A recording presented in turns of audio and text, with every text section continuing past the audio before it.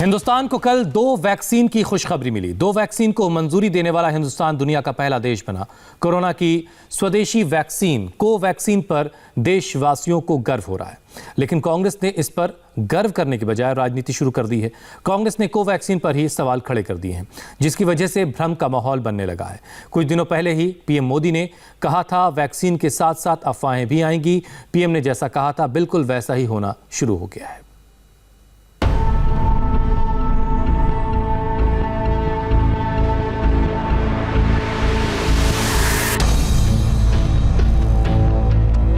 Covaxin Congress को इतना ज्यादा खटका, उसने पूरा का पूरा एक अल्टरनेटिव नैरेशन जारी कर दिया।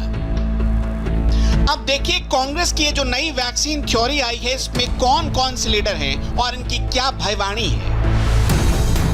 शशि थरूर, जयराम रमेश, राशिद अल्वी से लेकर सलमान निजामी तक हर किसी ने कोवैक्सीन को लेकर डर और कंफ्यूजन का माहौल बनाना शुरू कर दिया। सबसे पहले जयराम रमेश ने कोवैक्सीन पर सवाल उठाए।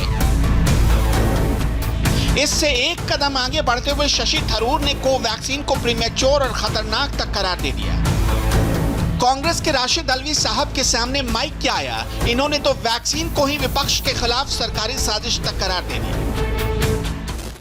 कोरोना जिस तरीके से देश के अंदर कयामत बर्पा कर रहा है, वैक्सीन ही इसका अकेला इलाज है। जिस तरीके से भारत सरकार, प्रधानमंत्री, CBI, IB, income tax department, ED इसका इस्तेमाल विपक्ष के खिलाफ कर रहे हैं, तो वैक्सीन तो एक ऐसी चीज़ है जिसका खामोशी के साथ, आम आदमी के साथ निश्चित तौर से इसका इस्तेमाल नहीं होगा, लेकिन विपक्ष के नेताओं के खिलाफ डर तो लगेगा कि ऐसे हाथों में सरकार है जो देश के विपक्ष को या तो जेल में देखना चाहता है या उनको चाहता है कि वो पॉलिटिकली ख़त्म हो जाएं।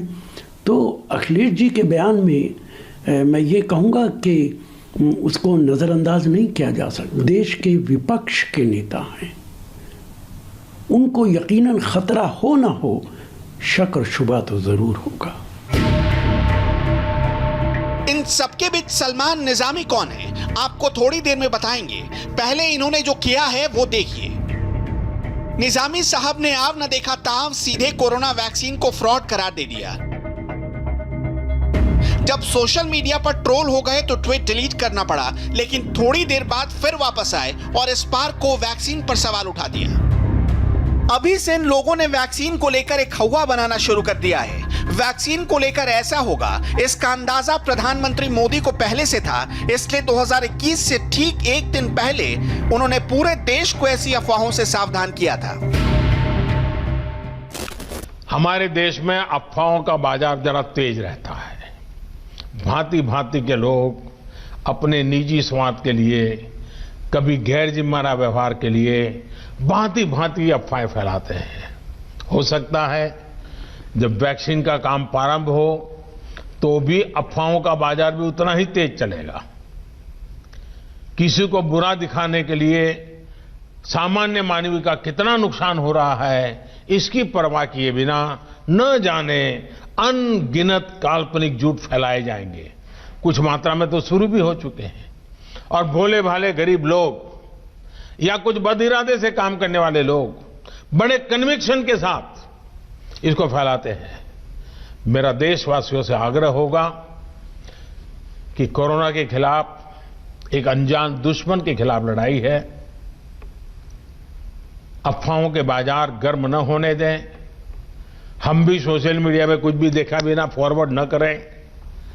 हम भी एक जिम्मेवार नागरिक के रूप में आने वाले दिनों में देश के अंदर स्वास्थ्य का जो अभियान चलेगा, हम सब अपनी तरफ से योगदान दें, हम सब अपनी तरफ से जिम्मेवारी उठाएं।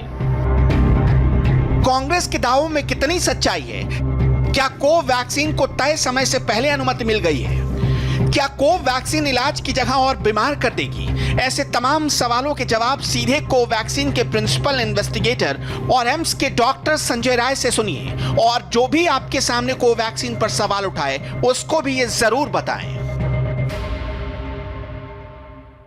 इसको जानना जरूरी है, लोगों को भी जानना जरूरी है, क्योंकि इस तरीके के भ्रम जो है फैलते रहेंगे और मन में शंका पैदा होती है और होनी भी चाहिए। हमारा काम है उनको दूर करना अगर कोई भी शंका पैदा होती है तो। देखिए, पूरी दुनिया में जितने वैक्सीन ट्रायल, 8 वैक्सीन को इस समय तक मंजूरी मिल चुकी है। 2 हिंदुस्तान में मिली है, 2 यूएस में मिली हुई है, रशिया में 2 है, 3 चाइना में है। तो इनको पूरी अभी तक मंजूरी मिली हुई है। फेज 3 वेरियस जो फेजेस होते हैं, फेज 1, फेज 2, फेज 3, जैसे फेज 1 में हम सेफ्टी का मेन इशू देखते हैं कि कहीं वैक्सीन पूरी तरीके से ह्यूमन यूज के लिए सेफ है कि नहीं। फेज 2 में हम ये देखते हैं कि रियली एंटीबॉडीज कितने बन रहे हैं और वह किस लेवल तक बनने हैं, न्यूट्रलाइज वायरस को करते रहने। फेज 3 में इफेक्ट, ओवरऑल इफेक्ट देखते हैं कि वैक्सीन का कितना हो रहा है। तो और इसका फेज 1 खत्म नहीं हो गया, फेज 1 पैरेलल में चल रहा है, फेज 2 भी हमारा पैरेलल में चल रहा है और फेज 3 भी चल रहा है। दुनिया में किसी भी वैक्सीन का फेज 3 ट्रायल खत्म नहीं हुआ है जो इसका खत्म हो जाएगा।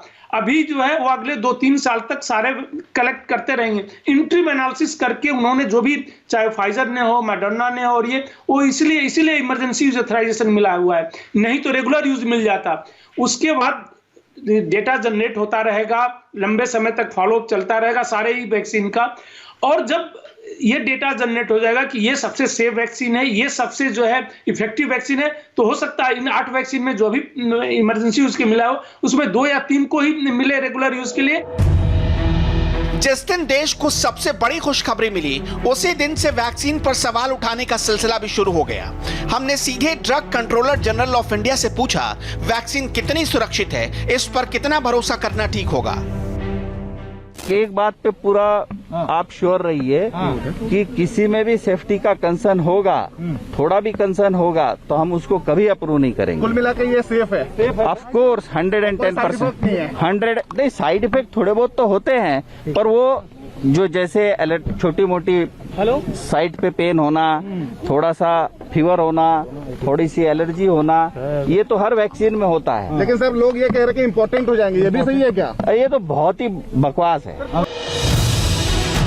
ये तो बहुत ही बकवास है।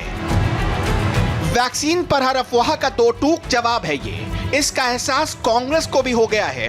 कांग्रेस के महासचिव रणदीप सुरजेवाला ट्वीट करते हैं, भारत बायोटेक और भारतीय वैज्ञानिकों की तारीफ में कसीदे पढ़ते हैं, ये बताने की कोशिश करते हैं पार्टी लाइन तो वैक्सीन के समर्थन में है।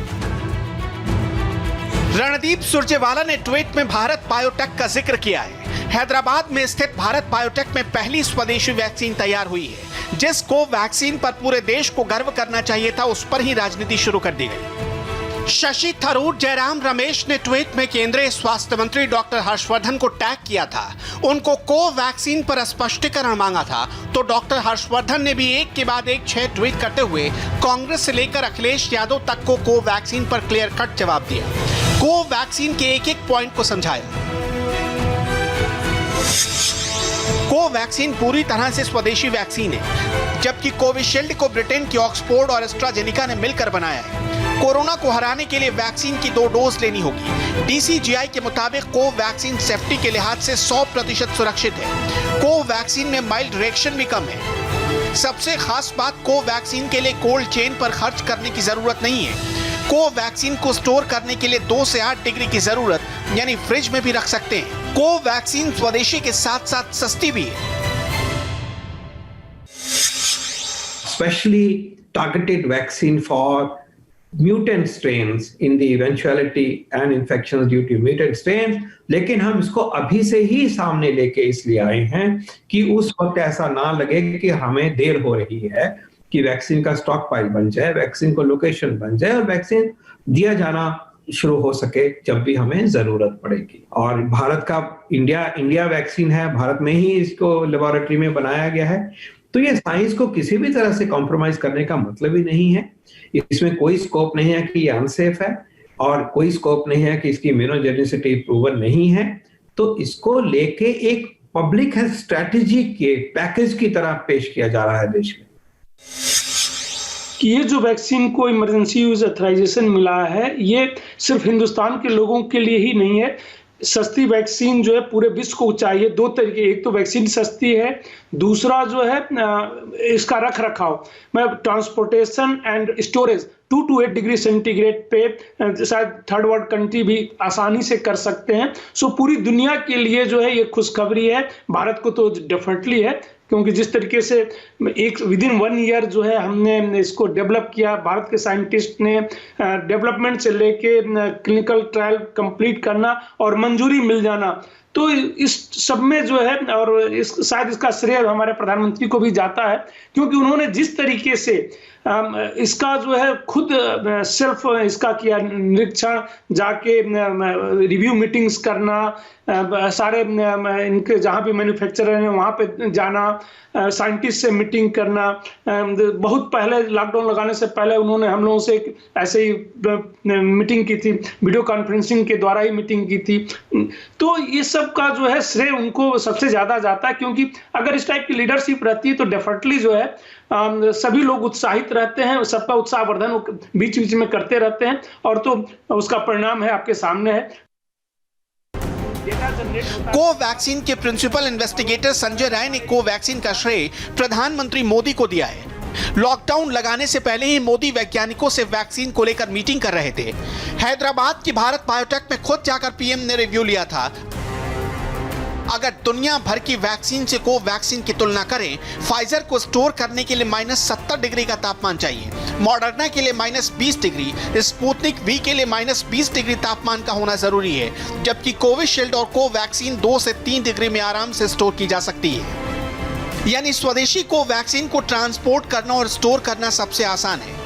बावजूद इसके कोवैक्सीन को बदनाम करने की साजिश रची जा रही है। आमतौर पर लोग तभी किसी चीज पर भरोसा करते हैं जब कोई दूसरा उसको इस्तेमाल करे और खुद बताए कि रिपोर्ट ओके है। इसलिए आपको नंदकिशोर की बातें गौर से सुननी चाहिए, क्योंकि नंदकिशोर ने कोवैक्सीन के ट्रायल में हिस्सा लिया है। उनका अनुभव आपकी सारी शंकाएं दूर कर देगा।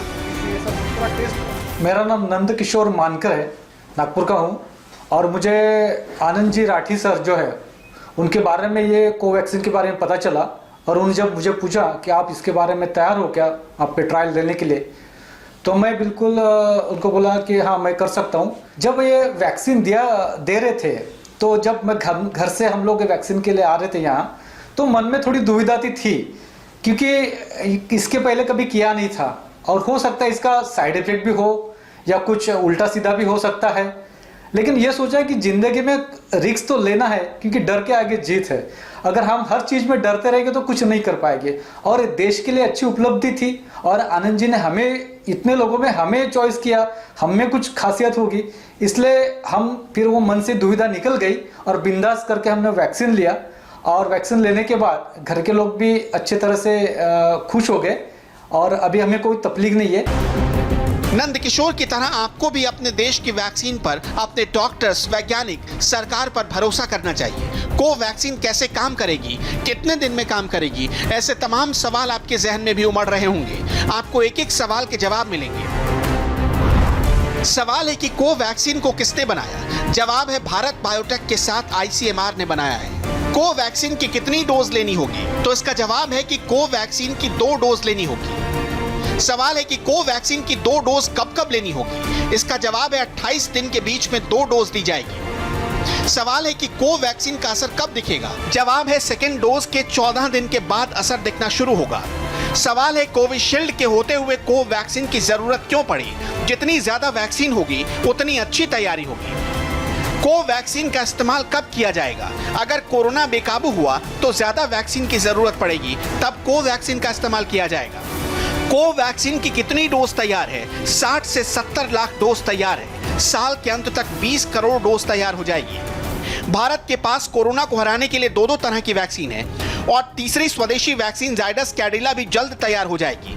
जायडस कैडिला के तीसरे फेज के ट्रायल को DCGI ने ग्रीन सिग्नल दे दिया है। हालांकि वैक्सीन आने का कतई मतलब नहीं है कि मास्क नहीं लगाना है या सोशल डिस्टेंसिंग का ख्याल नहीं रखना है। कोरोना के खिलाफ ये जंग तभी जीती जा सकती है जब वैक्सीन की अफवाहों पर यकीन नहीं करना होगा और जागरूक रहना होगा। किसान आंदोलन पर रिलायंस की तरफ से पहला बड़ा बयान आया है। इस बयान में रिलायंस की तरफ से क्या कहा गया, आपको पूरी खबर देंगे ब्रेक के बाद।